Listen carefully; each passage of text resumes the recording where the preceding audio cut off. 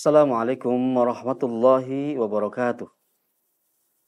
Alhamdulillahilladzi anzala sakinata fi qulubil mu'minin liyazdadu imanan ma'a imanihim.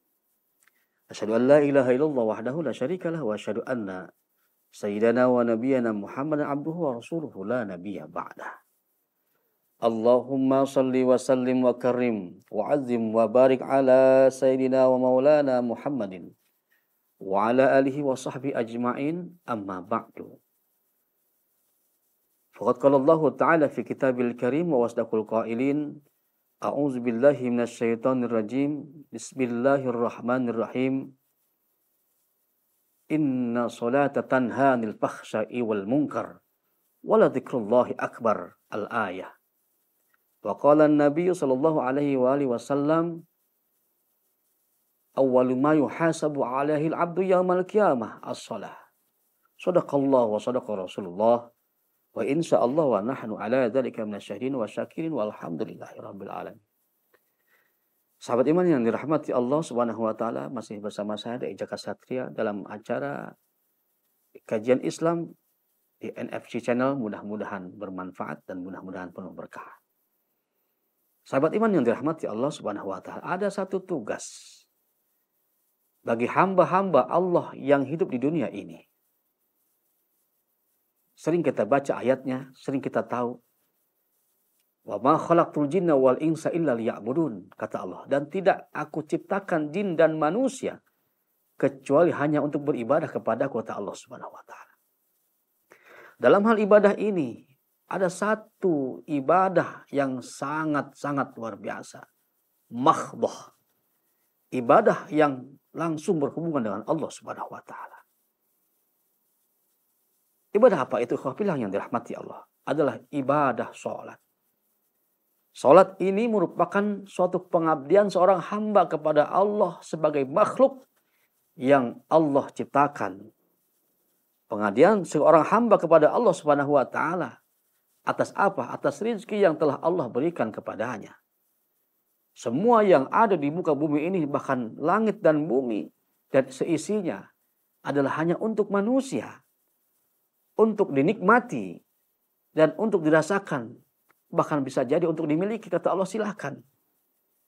Ma fis samawati wal ardh, semua kata Allah, silakan.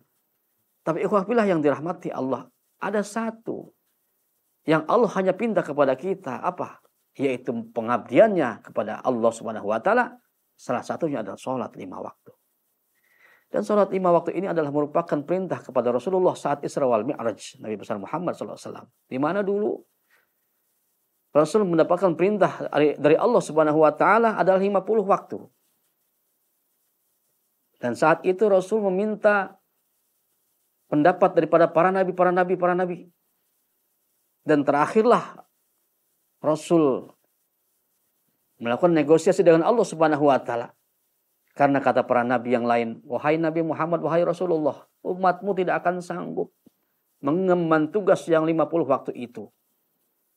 Akhirnya ikhwah yang dirahmati Allah, Rasul sayang dengan kita. Nabi Muhammad sayang dengan umatnya, bahwa umatnya tidak akan mampu. Maka saat itulah ikhwah yang dirahmati Allah, Rasul menghadap Allah Subhanahu wa taala dengan mendapatkan perintah salat 5 waktu.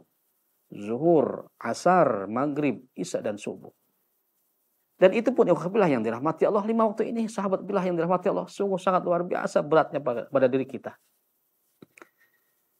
Bahkan ada satu syair yang sangat luar biasa yang sering kita dengar, subuh kesiangan, zuhur kerepatan, asar di perjalanan, maghrib kecapean, isya ketiduran. Itulah ikhwah yang dirahmati Allah, manusia.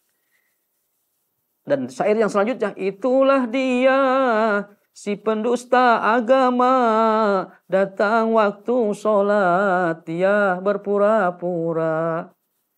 Astagfirullahaladzim. Kadang-kadang dalam diri kita, ya Allah, terjadi seperti itu ya. Azan berkumandang di masjid, Allahu Akbar, Allahu Akbar. Kadang-kadang diri kita masih santai-santai aja, ya Allah, ya Rahman. Padahal apa? Doa kita pengen buru-buru diijabah oleh Allah Subhanahu wa taala. Ingin agar segera hajat kita diberikan oleh Allah Subhanahu wa taala, tapi kita terkadang ikhwafillah yang dirahmati Allah, panggilan Allah melalui seorang muadzin, terkadang kita masih lalai. Santai-santai saja. Kata Allah, bagaimana aku bisa mensegerakan hajatmu, permintaanmu sementara engkau demikian. Ikhwafillah yang dirahmati Allah. Itulah sahabat iman yang dirahmati Allah. Dan satu hal, sahabat iman yang dirahmati Allah, salat ini adalah merupakan amal yang pertama akan Allah hisab. Ketika manusia berada di alam yang beda, yaitu alam kiamah, hari kiamat, inilah satu amalan yang akan pertama dihisab oleh Allah Subhanahu wa taala. Awwalu ma yuhasabu alaihi al-'abdu yaumal qiyamah. Hadis Rasulullah SAW. Hadis Sahih Bukhari.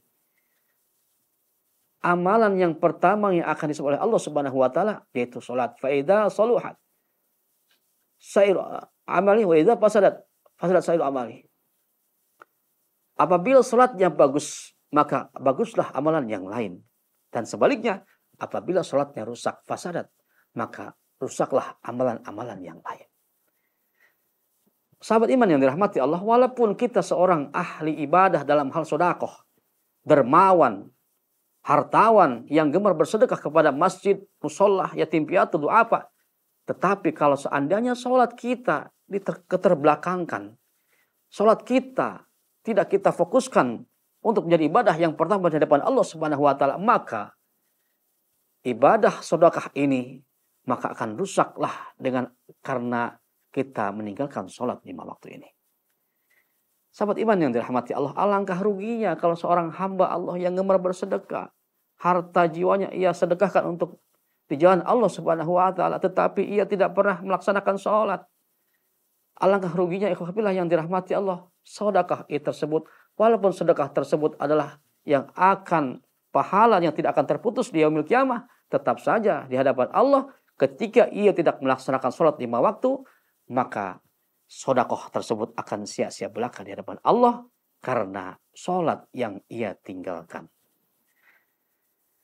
Sahabat fillah yang dirahmati Allah Subhanahu wa taala, muhasabah diri dalam diri kita bahwa kita adalah sebagai makhluk yang telah Allah ciptakan dan kita sebagai hamba Allah yang sudah menikmati hidupnya dunia ini, menikmati keindahan ini, menikmati kemewahan dunia ini.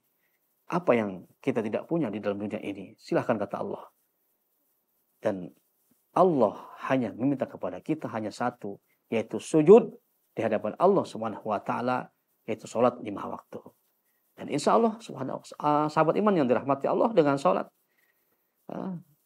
inna sholata tanha 'anil fahsya'i wal munkar, maka Allah akan menahan dengan salat ini dari perbuatan keji dan munkar yang ada di dunia ini. Dan insya Allah kita selamat atas salat ini. Dengan salat kita paham, dengan salat kita tahu bahwa mana yang keji, mana yang munkar, mana perbuatan yang baik, mana perbuatan yang buruk, sehingga kita bisa memilihnya dan kita bisa memilahnya dengan salat tersebut. Sahabat iman yang dirahmati Allah Subhanahu wa taala, tidak ada suatu alasan apapun di dalam meninggalkan sholat. Bahkan sholat ini tidak bisa ditambal atau tidak bisa dibayar dengan kafarah. La kafarata laha illa dzalik. Tidak ada kafarah tebusan bagi sholat kecuali sholat itu sendiri. Jadi hamba Allah yang beriman, kalau kita meninggalkan sholat tanpa uzur atau dengan sengaja, muta'ammidan, maka itu jadi dosa selama-lamanya. Tapi kalau ikhwafillah yang dirahmati Allah Subhanahu wa taala, kita mempunyai uzur atau sakit dalam keadaan diri kita sakit, Allah masih berikan keringanan. Kita tidak harus sholat dengan berdiri. Allah berikan keringanan dengan berbaring. Allah memberikan keringanan dengan apa? Dengan isyarat dan seterusnya, sehingga kita bisa melaksanakan sholat 5 waktu dalam hal apapun. Bahkan dalam hal bersuci juga. Dalam hal sholat, Allah tidak harus kita berwudu ketika tidak ada air. Allah memberikan keringanan kepada kita untuk tayamum. Agar apa? Agar sholat itu tidak ditinggalkan. Sahabat iman yang dirahmati Allah Subhanahu wa taala, mari kita kerjakan perintah Allah Salah satunya adalah sholat 5 waktu. Dan ini merupakan modal kita untuk menghadap Allah Subhanahu wa Ta'ala.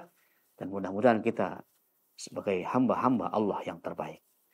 Saksikan terus kajian Islam bersama saya Dai Jaka Satria hanya di NFC Channel. Mudah-mudahan kita diberkahi oleh Allah Subhanahu wa Ta'ala. Amin. Amin ya rabbal alamin. Assalamualaikum warahmatullahi wabarakatuh.